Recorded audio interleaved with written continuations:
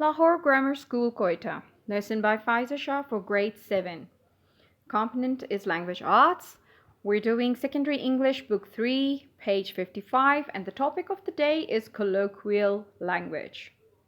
How do we say it? Colloquial language. It was, trust me, boys and girls, it was more of a tongue twister for me just a while ago. And I've been practicing it and trying to say it again and again. And finally, I think I got it. It's colloquial language. There you go.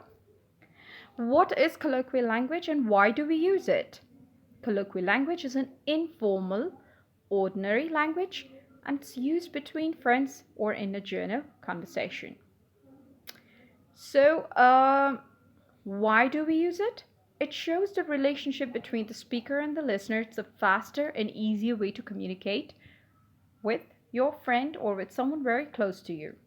You wouldn't use colloquial language when speaking to an adult.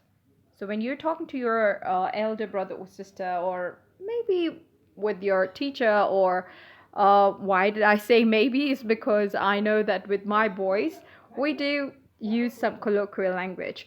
However, when you're with your adult, with your elders, avoid using, or I'm sure you don't use colloquial language. For example, in the picture here, it says, "Dude, did you gain some weight?" I'm sure you would not say that to a teacher or someone who's older than you. You might say that to a friend, but then not to someone who's older than you, right? Moving on. Types of colloquial language.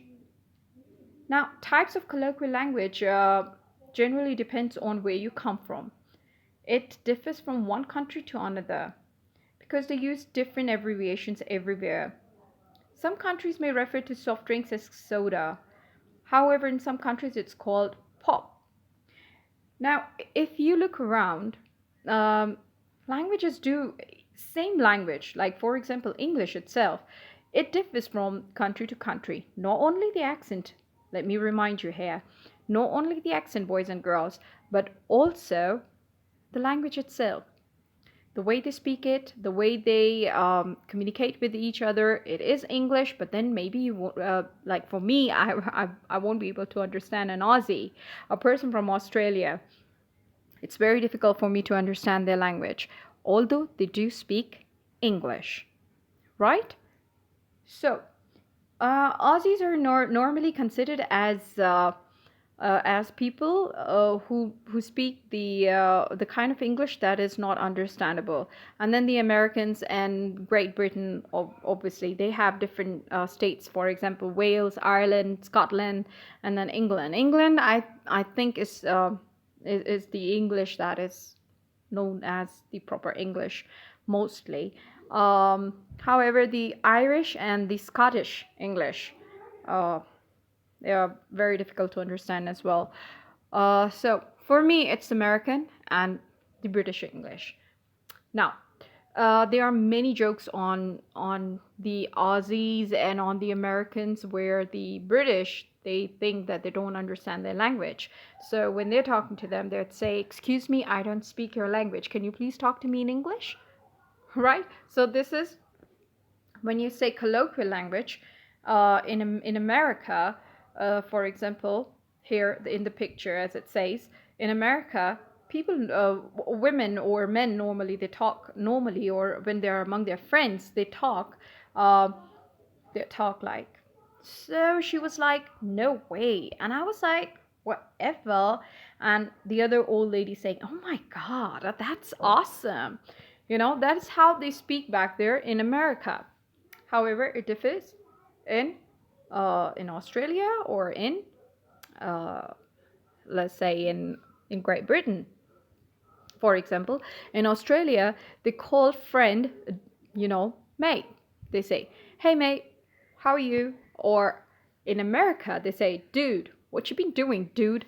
So this is types of colloquial language. Moving on.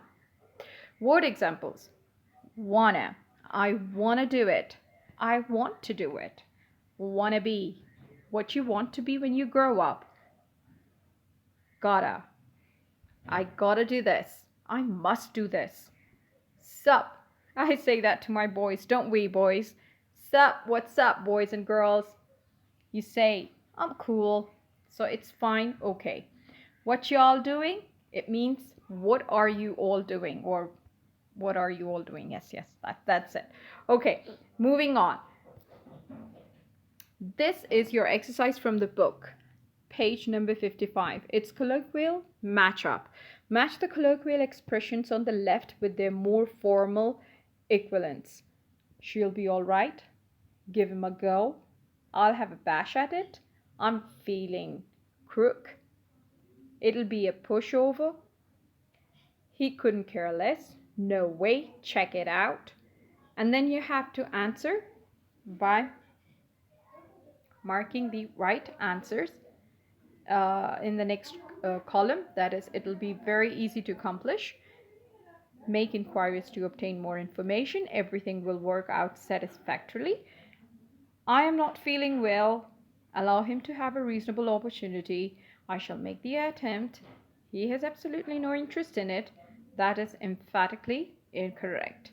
Now, what I see here is that I am feeling crook is I am feeling crook. So I'm sorry for the spelling there. It is I am feeling crook. So if you go to your page number 55, you'll see your same exercise in your book. Substituting colloquialism, right? In each of the sentences that follow, replace the word in bold with a colloquial word or phrase from the box that is given to you below, right? So the car salesman showed him a very dilapidated old vehicle. Dilapidated, boys and girls, it's a word that is used for old and rusty and something that has gone rotten because of age. It's been there for a very long time, so it's dilapidated.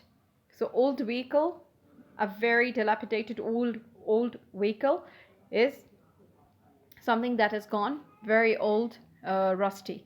When the dog began barking loudly, they decided it was time to leave the area in a hurry. The policeman spoke angrily to the foolish motorist. Now you have to change these uh, bold phrases here. Uh, you need to replace these words and with the box that has been given to you above with the options there. When it was clear that he will not be able to catch the others, the runner ceased making any attempt. Ceased mean to decrease, to make it less. So not making any attempts. It was widely reported that he had stolen the bicycle. Many small businesses have been struggling to earn enough money to continue. The swimmer decided she would swim as fast as she could right from the start. It was such a beautiful day that many people decided to call in sick and take the day off. The young apprentice had to work extremely hard to pass his exams. Although the debate had been interesting, the participants decided to bring it to an end.